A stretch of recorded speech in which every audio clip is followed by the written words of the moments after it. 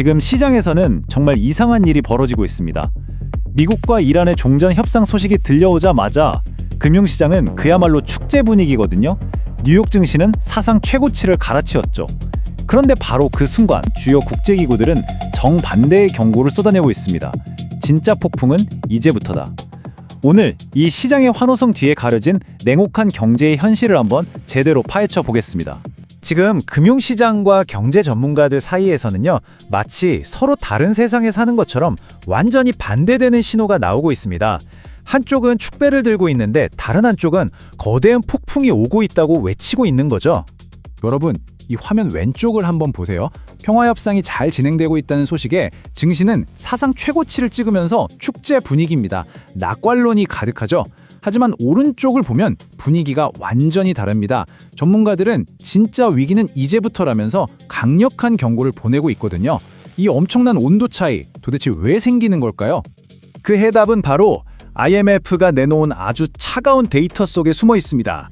시장의 뜨거운 기대와는 달리 숫자가 보여주는 미래는 훨씬 어둡습니다.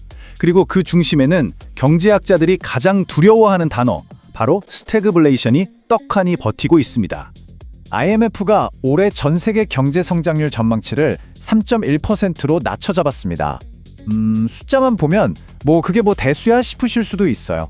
하지만 진짜 중요한 이야기는 지금부터입니다.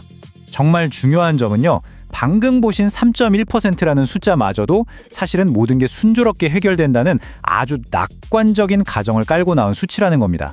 만약에 이 분쟁의 여파가 조금이라도 더 길어진다면 성장률은 2%대로 곤두박질 칠 수 있다는 거예요. 이건 사실상 세계 경제가 깊은 침체에 빠진다는 아주 명백한 신호입니다. 성장은 멈추는데 물가는 어떻게 될까요? 이건 더 심각합니다. IMF는 물가 전망치를 대폭 올려잡았어요. 최악의 경우 6%까지 치솟을 수 있다고 경고하는데요. 이게 무슨 뜻이냐면 작년에 100만 원으로 살 수 있던 걸 올해는 106만 원을 줘야 살 수 있다는 의미입니다. 내 월급은 그대로인데 말이죠. 바로 이게 그 악명 높은 스태그플레이션입니다. 아주 쉽게 말해서 경기는 나빠져서 내 소득은 그대로거나 줄어드는데 빵값부터 교통비까지 모든 물가는 오르는 그야말로 최악의 경제 상황인 거죠.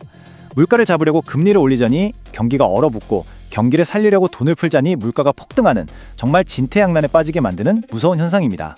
자, 그럼 IMF가 이렇게까지 비관적인 전망을 내놓는 근본적인 원인, 그게 대체 뭘까요? 답은 바로 석유입니다. 이게 단순히 평화협정서에 사인을 한다고 해서 다음 날부터 원유가 콸콸 쏟아져 나올 수 있는 문제가 아니거든요. 훨씬 더 깊은 구조적인 문제가 숨어 있습니다. IMF 수석 이코노미스트의 이 한마디가 상황의 심각성을 아주 압축적으로 보여줍니다. 1970년대 우리 경제를 휘청이게 했던 그 오일 쇼크의 악몽이 다시 재현될 수 있다는 거거든요.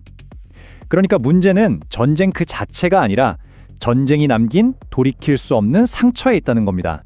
여기에는 크게 세 가지 이유가 있습니다. 첫째, 폭격으로 파괴된 시설들을 복구하는데 당연히 물리적인 시간이 걸립니다. 둘째, 이게 더 심각한데요. 한번 펌프질을 멈춘 유저는 내부 압력이 변해서 다시 가동해도 예전만큼 생산량이 안 나올 수가 있어요. 그리고 마지막으로 꽉 막혀버린 물류대란을 푸는데도 어마어마한 시간이 필요합니다. 마치 수도꼭지를 잠그는 건 한순간이지만 막힌 배관을 뚫고 다시 물이 나오게 하는 데는 복잡한 과정이 필요한 것과 똑같습니다. 모건 스탠리의 전망을 보면 이 현실이 숫자로 딱 보입니다. 아주 긍정적으로 봐서 7월까지 공급이 70%나 회복된다고 가정하더라도 유가는 3분기 내내 배럴당 $100 아래로 떨어지지 않을 거라는 거예요. 한마디로 고유가 시대는 이제 시작이라는 뜻입니다.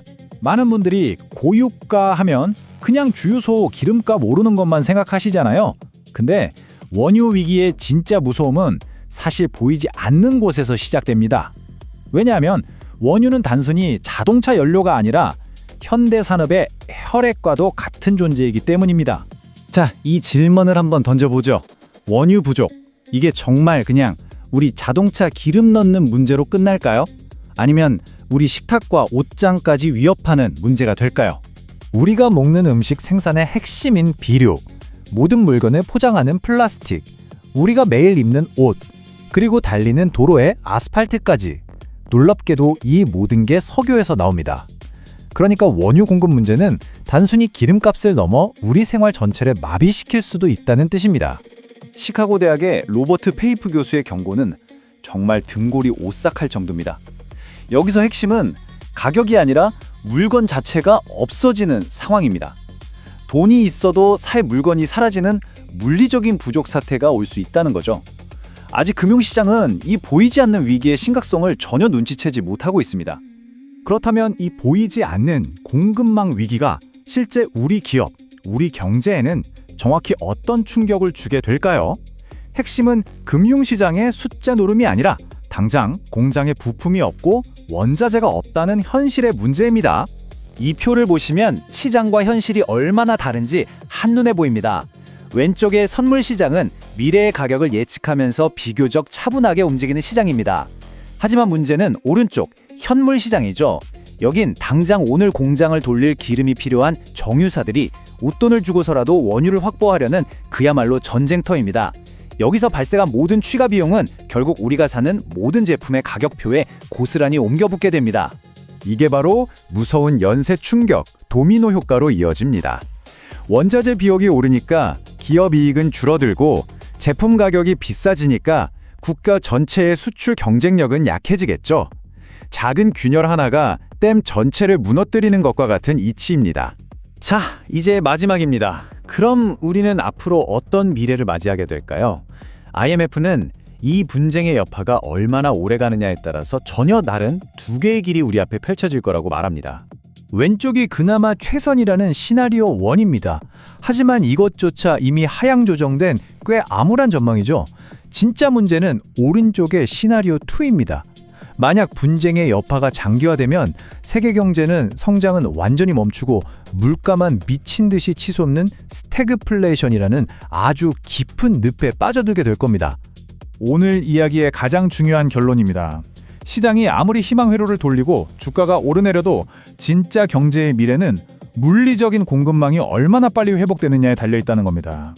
기계는 기름 없이 돌아갈 수 없고 공장은 원자재 없이 돌아갈 수 없습니다. 이것이 우리가 절대 외면할 수 없는 냉혹한 현실입니다. 시장의 뜨거운 혼호와 전문가들의 차가운 경고, 이 극명한 불일치 속에서 우리는 스스로에게 물어야 합니다. 과연 지금은 샴페인을 터뜨릴 때일까요? 아니면 이제 막 시작된 진짜 폭풍에 대비해야 할 때일까요?